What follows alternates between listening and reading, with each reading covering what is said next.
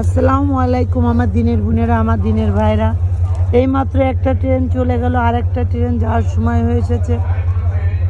রেলওয়ের লোকেরা তাদেরকে হুইসেল দিয়ে সতর্ক করে দিচ্ছে ট্রেন থেকে, যাতে অ্যাক্সিডেন্ট থেকে দূরে থাকে, তারা যেন সতর্কভাবে থাকে। এখন ওই ট্রেনটা ছাড়বে, জামালপুর ট্রেন।